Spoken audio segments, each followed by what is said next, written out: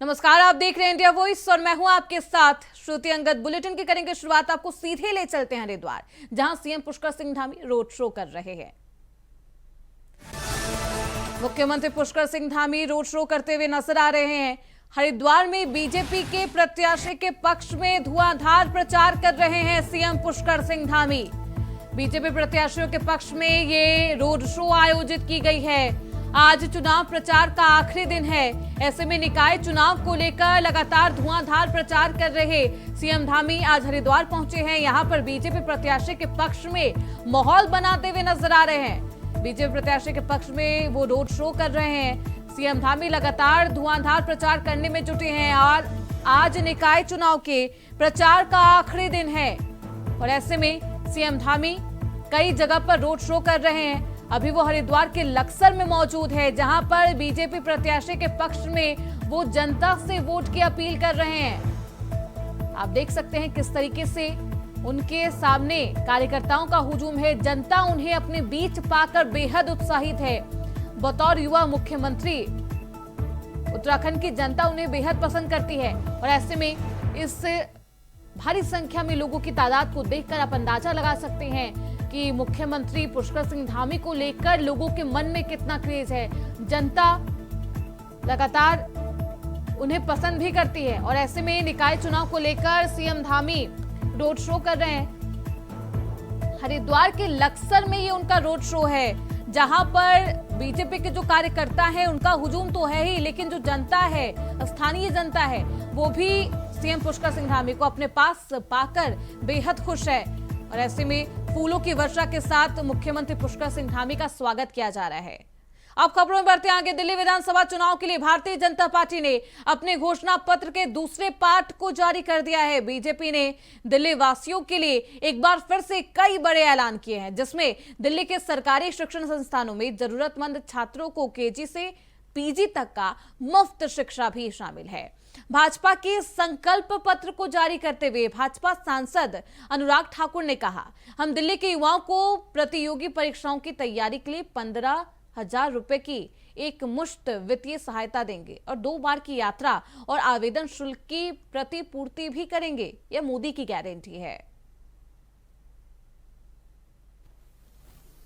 वो किस पार्टी का विधायक है जिसके हस्ताक्षर हो, जिसका लेटर हेड हो और बांग्लादेशी घुसपैठी और रोहिंग्यों को दिल्ली में बसने की पूरे कागज तैयार किए गए हों। ये कोई और नहीं, ये अरविंद केजरीवाल जी, अतिशी जी, आम आदमी पार्टी के नेताओं के इशारे पर, उनके नेताओं के लेटर हेड पर ये जाली सर्टिफिकेट बन रहे हैं। आधार कार्ड से लेकर वोटर कार्ड बन रहे हैं।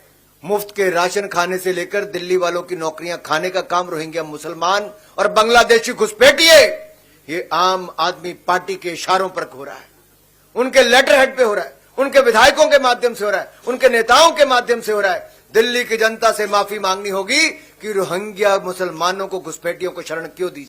अब हमारी कल्पना यह है कि दिल्ली में सरकारी शिक्षण संस्थानों में जो जरूरतमंद छात्र हैं उनको पीजी से लेकर केजी से लेकर पीजी तक की मुफ्त शिक्षा देंगे। केजी से पीजी तक मुफ्त शिक्षा मिलेगी दिल्ली के जरूरतमंद छात्रों को सरकारी शैक्षिक संस्थानों में। जी हां, आपने ठीक सुना, केजी से पीजी तक मुफ्त शिक्षा प्रदान करेंगे जरूरतमंद छात्रों को सरकारी शैक्षिक संस्थानों में। और साथियों, यही नहीं, आपको मैं एक बात और बताऊं, जो हमारे अगली मैं बात करने वाला हूं, स्किल बहुत महत्वपूर्ण है और स्किल देने के लिए हमने जहां एक और कौशल विकास की बहुत सारी योजनाएं चलाई, मुझे कहते हुए प्रसन्नता है, हमने लगभग 1.5 करोड़ से ज्यादा युवाओं को कौशल विकास किया है, उनको प्रशिक्षण दिया है, उनको स्किल देने का काम किया है। और जो हमारे युवा यूपीएससी राज्य के पीएससी के उसमें पार्टिसिपेट करना चाहते हैं, नेक्स्ट स्लाइड पे अगर आप जाएंगे तो उसमें आपको दिखेगा जहां एक और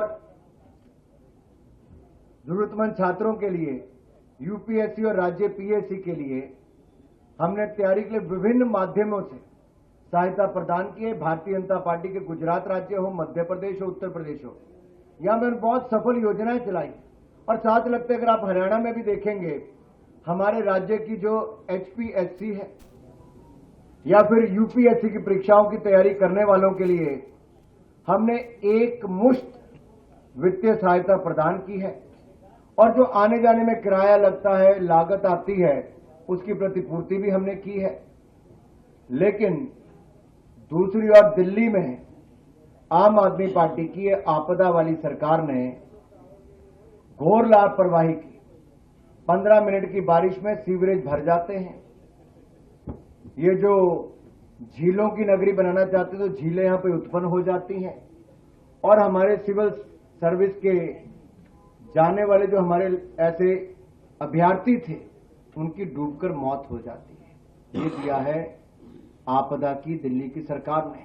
लेकिन अब हम दिल्ली के युवाओं के लिए राज्य की विभिन्न प्रतियोगी परीक्षाओं की तैयारी में उनको सक्षम बनाने के लिए एक मुश्त 15,000 रुपए की वित्तीय सहायता प्रदान करेंगे ताकि वो प्रतियोगी परीक्षाओं के लिए अच्छी तैयारी कर सकें, उनके मां बाप पर कोई बोझ ना बने, हमारे दिल्ली के युवा शानदार रिजल्ट दे सकें और परीक्षा केंद्र की यात्रा की लागत भी और आवेदन शुल्क की 2 अटेम्प्ट तक प्रतिपूर्ति हमारी भारतीय जनता पार्टी की सरकार करेगी। ये वायदा है हमारा दिल्ली के युवाओं से, और दिल्ली के युवाओं से कहता हूं ये मोदी की गारंटी है जिसकी। वहीं गोरखपुर से बड़ी खबर सामने आ रही है। सीएम योगी आदित्यनाथ ने जनता दरबार लगाया है। गोरखनाथ मंदिर में जनता दर्शन कार्यक्रम का आयोजन किया गया है। सीएम ने फरियादियों की समस्या को सुना है। अधिकारियों को फौरन समाधान के निर्देश दिए गए हैं। सीएम ने जनता की परेशानियों को लेकर चिंता जताई है। प्रशासन को तत्काल कार्रवाई करने का आदेश भी दिया गया। गोरखपुर के दौरे पर हैं मुख्यमंत्री योगी आदित्यनाथ और ऐसे में जनता दर्शन का ये कार्यक्रम लगाया जाता है जिसमें खुद सीएम योगी फरियादियों के पास जाते हैं, उनकी समस्या को सुनते हैं। आप देख सकते हैं वहां पर मौजूद जो तमाम फरियादी आए हैं, जो जनता आई है, वो उनके पास बारी बारी से जाते हैं। उनकी समस्या का जो लेटर है उसे अपने हाथों में लेते हैं और समस्या का त्वरित निस्तारण भी वहीं पर किया जा रहा है। अधिकारियों को तमाम दिशा निर्देश दिए जा रहे हैं। प्रशासन को तत्काल समस्या के समाधान का निर्देश दिया गया है। भारी संख्या में फरियादी यहां पर पहुंचे हैं और जनता दर्शन कार्यक्रम लगाया गया। गोरखनाथ मंदिर परिसर में ये जनता दर्शन कार्यक्रम लगाया गया जिसमें सीएम ने जनता की परेशानियों को लेकर भी चिंता जताई है। हमारे साथ हमारे सहयोगी अवनीश मणि त्रिपाठी इस खबर पर ज्यादा जानकारी के साथ जुड़ चुके हैं। अवनीश, गोरखपुर के 2 दिवसीय दौरे पर है सीएम योगी आदित्यनाथ। आज जनता दर्शन कार्यक्रम लगाया गया, कितने लोग वहां पहुंचे थे? लगभग 250 से 300 की संख्या थी मौजूद। हम आपको बता दें कि जैसा कि आप देख रहे हैं कड़ाके की ठंड है और इस कड़ाके की ठंड के बीच जो है उत्तर प्रदेश के मुखिया ने जनता दर्शन लगाया है तो बहुत बड़ी बात है। वहीं उत्तर प्रदेश के मुखिया ने संबंधित अधिकारियों को दिशा निर्देश भी दिया त्वरित कार्रवाई के लिए। हम आपको बता दें कि मुख्यमंत्री एक एक करके सभी फरियादियों के पास पहुंचे और सबकी समस्याओं को सुना और संबंधित विभाग के अधिकारियों को उन्होंने दिशा निर्देश भी दिया। वहीं कुछ ऐसे भी फरियादी आए थे जिनके पैसे के अभाव में इलाज नहीं हो पा रहे हैं। वहीं उत्तर प्रदेश के मुखिया ने उनकी बातों को सुना और संबंधित अधिकारियों को दिशा निर्देश दिया कि इनकी शासन की मंशा बना के भेजी जाए ताकि पैसे के अभाव में किसी का इलाज न रुके। वहीं उत्तर प्रदेश के मुखिया से कुछ ऐसी भी महिलाएं मिली जिन्होंने भूमि विवाद को लेकर के महिला अपराध संबंधित लेकर के मुख्यमंत्री से अपनी न्याय की गुहार लगाई। सबसे अधिक जो मामले थे वो भूमि विवाद के आए थे और राजस्व विभाग के कर्मचारियों की शिकायतें थी। पुलिस विभाग की भी कुछ शिकायतें दर्ज हुई थी।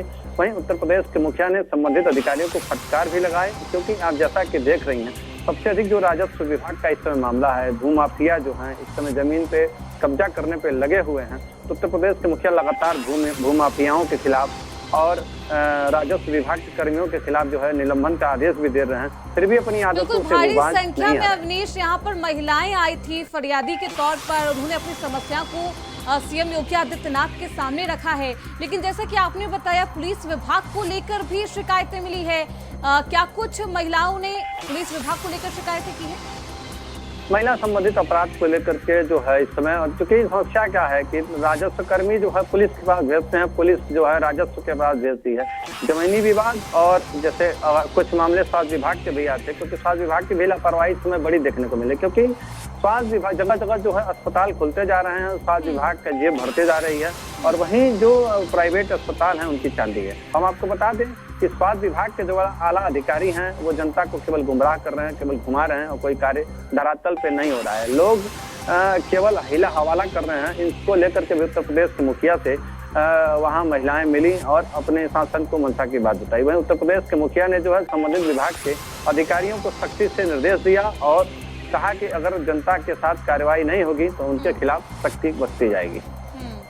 लगातार स्वास्थ्य विभाग को लेकर जो जनता है वो परेशान है, उसकी लापरवाही को लेकर परेशान है, और ऐसे में अब मुख्यमंत्री के सामने शिकायतें भी की गई है और सख्त निर्देश मुख्यमंत्री योगी आदित्यनाथ प्रशासन के अधिकारी को देते हुए नजर आए। अगर समाधान नहीं किया जाएगा रवैये पर, उनका रवैया नहीं सुधरता है तो आगे सख्त कार्रवाई की जाएगी। बहुत शुक्रिया अवनीश आपका इन तमाम जानकारियों के लिए।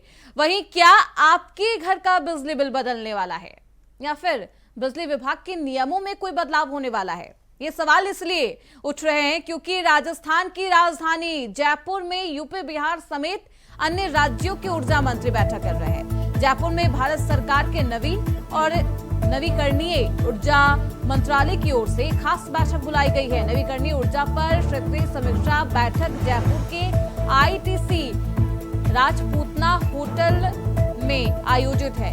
इस बैठक की अध्यक्षता केंद्रीय नवीन और नवीकरणीय ऊर्जा मंत्री प्रहलाद जोशी भी शिरकत कर रहे हैं। जयपुर में आयोजित की जा रही इस बैठक में ऊर्जा मंत्रालय की क्षेत्रीय समीक्षा बैठक में प्रदेश के मुख्यमंत्री भजन लाल शर्मा भी मौजूद है।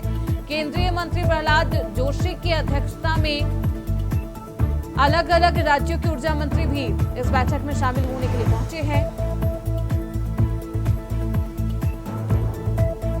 तो केंद्रीय मंत्री जोशी और सीएम भजन लाल शर्मा भी इस बैठक में मौजूद है, और ऐसे में बिजली विभाग को लेकर, ऊर्जा विभाग को लेकर कई अहम फैसले लिए जा सकते हैं। ये सवाल उठ रहा है और ये कयास लगाए जा रहे हैं क्योंकि राजस्थान की राजधानी रायपुर में यूपी बिहार समेत अन्य राज्यों के ऊर्जा मंत्री जो है वो बैठक ले रहे हैं, और इस बैठक में तमाम ऊर्जा मंत्री भी मौजूद है। जयपुर में भारत सरकार के नवीन और नवीकरणीय ऊर्जा मंत्रालय की ओर से ये खास बैठक बुलाई गई है।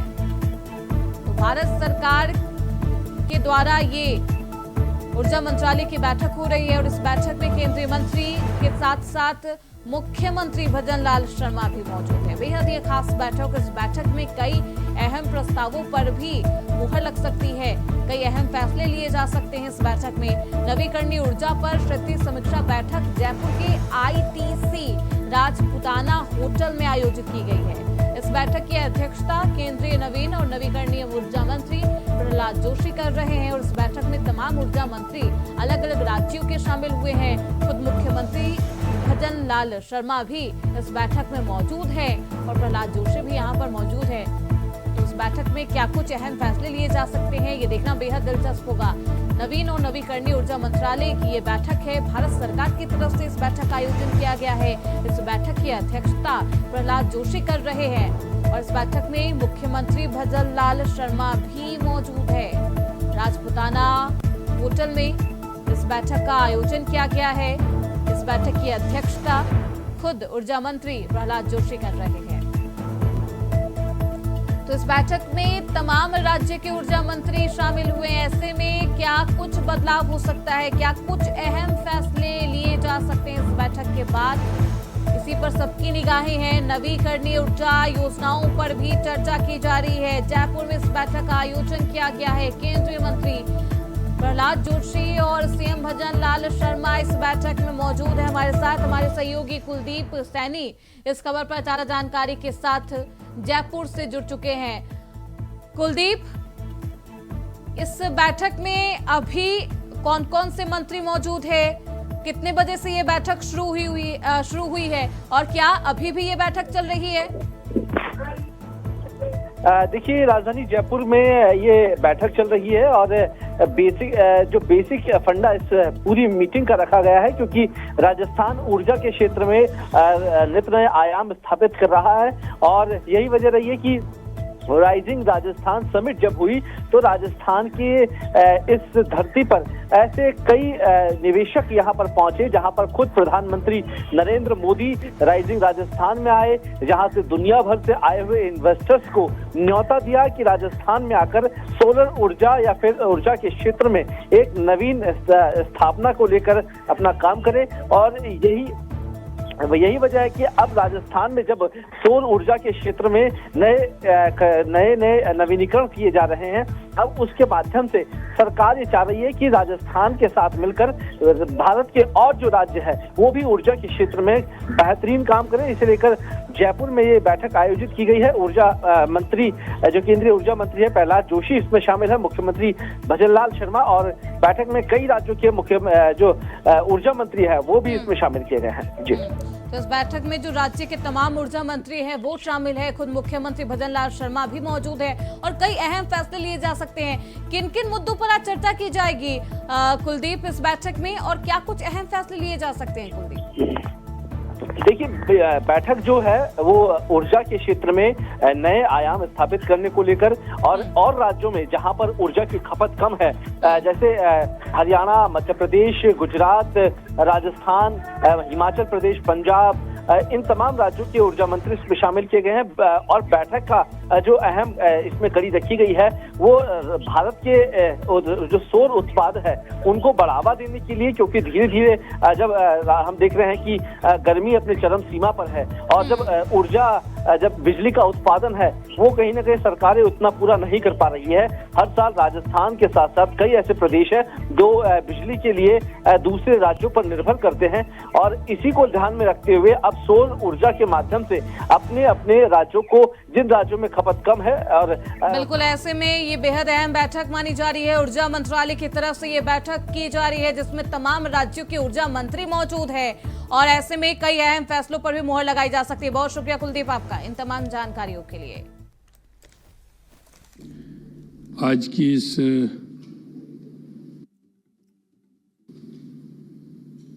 नवीकरणीय ऊर्जा पर क्षेत्रीय समीक्षा बैठक में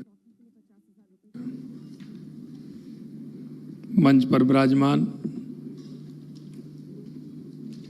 माननीय केंद्रीय मंत्री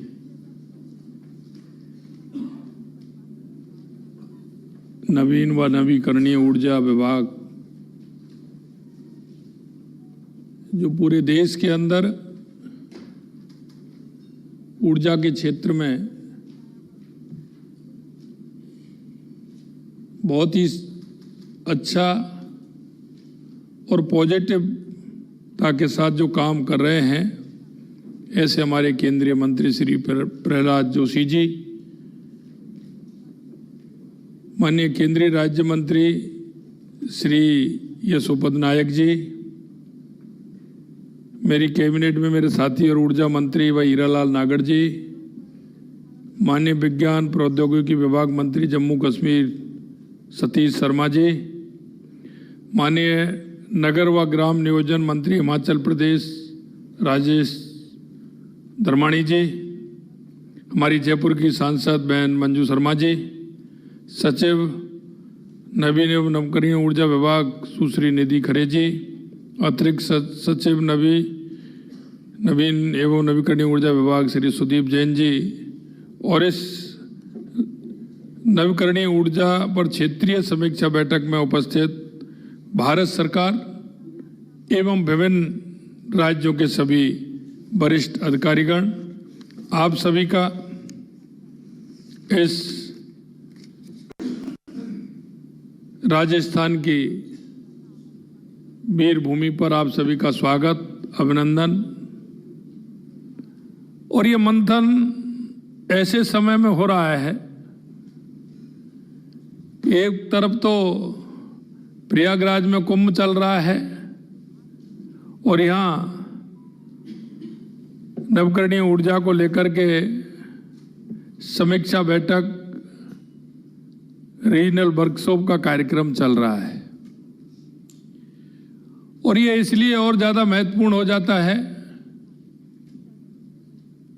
कि ये देश की बहुत आवश्यक और आज की जरूरत के हिसाब से ऊर्जा के क्षेत्र में हम कितना काम कर सकते हैं, क्योंकि आने वाले समय में इसकी आवश्यकता भी बढ़ने वाली है और इसका काम भी बढ़ने वाला है। आइए अनिल जी, साहब, बुरा जी, बहुत बहुत स्वागत आपका। अनिल विज जी हमारे हरियाणा के हमारे मंत्री हैं, आपका स्वागत है, आपका अभिनंदन है। तो ऐसे समय पर हो रहा है कि इसमें हम मंथन करते हुए हमें ऊर्जा के क्षेत्र में हर राज्य कैसे निर्भर हो सकता है, इसलिए मैं सभी हमारे राज्यों के पधारे मंत्रीगण, भारत सरकार में विभिन्न राज्यों के सभी वरिष्ठ अधिकारीगण, उन सभी का हार्दिक स्वागत और अभिनंदन करता हूं। आज इस रीजनल वर्कशॉप में आप सभी के साथ अक्षय ऊर्जा के महत्वपूर्ण विषयों पर चर्चा करने के लिए मैं आपके बीच आया हूं। निश्चित रूप से मैं अपने आप को सौभाग्यशाली समझ। वही हरियाणा के मुख्यमंत्री नायब सिंह सैनी ने पीडब्ल्यूडी रेस्ट हाउस में विभिन्न क्षेत्र की महिलाओं के साथ बजट पूर्व बैठक कर चर्चा की है। इस दौरान मुख्यमंत्री ने कहा कि केंद्र सरकार और हरियाणा सरकार महिला सशक्तिकरण के लिए लगातार कोशिश कर रही है। सीएम ने बैठक के बाद कहा है कि उन्हें विश्वास है कि आज मिले सुझाव आगामी बजट में महिलाओं को सशक्त और मजबूत बनाने में अहम भूमिका अदा करेंगे। आपको बता दें कि इस मौके पर वित्त विभाग के अलावा मुख्य सचिव अनुराग रस्तोगी, कृषि और किसान कल्याण विभाग के अतिरिक्त मुख्य सचिव, महिला एवं बाल विकास विभाग के आयुक्त और सचिव मौजूद रहा। तो गांव में अब महिला चौपाल भी खोला जाएगा। ये प्री बजट पर चर्चा की गई है, जिसमें फरवरी में बजट का अभिभाषण हो सकता है। महिला प्रतिनिधियों के साथ ही ये प्री बजट पर चर्चा की गई है। कई क्षेत्रों में 35 अग्रणी महिलाएं इसमें शामिल रही। 33% महिला आरक्षण का प्रावधान होगा। ये प्री बजट पर चर्चा हुई है। फरीदाबाद, पानीपत के उद्योगपतियों से भी चर्चा की गई है और महिलाओं को सशक्त बनाने की कोशिश की जा रही है। और महिलाओं को सशक्त बनाने में तमाम तरीके से जो पंजाब सरकार है वो भूमिका अदा करने की कोशिश करता हुआ नजर आ रहा है। कई क्षेत्रों में 35 अग्रणी महिलाएं इसमें शामिल हुई। 33% महिला आरक्षण का प्रावधान किया गया है। फरीदाबाद, पानीपत के उद्योगपतियों से भी इस बैठक में चर्चा की गई। यमुनानगर, फतेहाबाद में खुलेगा साझा बाजार। देखिए, आदरणीय प्रधानमंत्री जी का जो विजन है, हमारी सरकार का जो विजन है, सबका साथ सबका विकास, और उसको लेकर के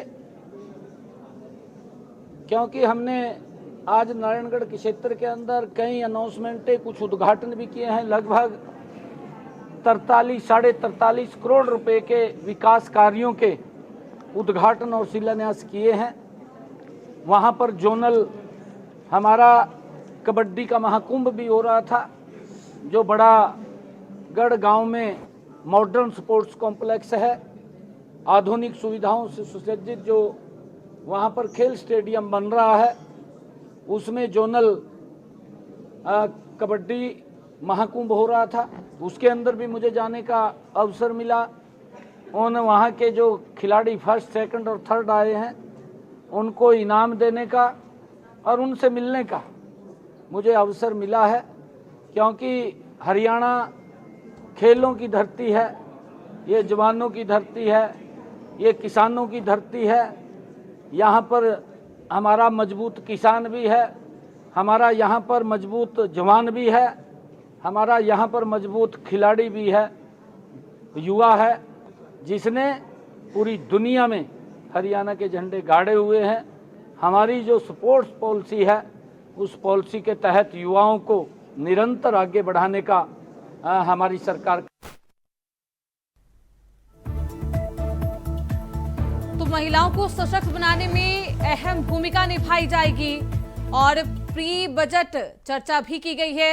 इस पूरे मामले में गांव में महिला चौपाल भी खुलेगा। फरवरी में बजट अभिभाषण महिलाएं सुनेंगी और ऐसे में महिलाओं के लिए इस बजट में कई खास चीजें हो सकती हैं, महत्वपूर्ण चीजें हो सकती हैं। महिलाओं को सशक्त बनाने की कोशिश की जाएगी। अलग अलग वर्गों से उनके सुझाव आमंत्रित किए जा रहे हैं। हमने सबसे पहले गुरुग्राम के इंडस्ट्रियलिस्ट से बातचीत किया, सीए से बातचीत किया, फिर हमने हिसार के अंदर किसान एग्रीकल्चरिस्ट से बात किया, उनके सुझाव लिए, और फिर हमने जो हमारे एफपीओज हैं उन किसानों से हमने बात किया।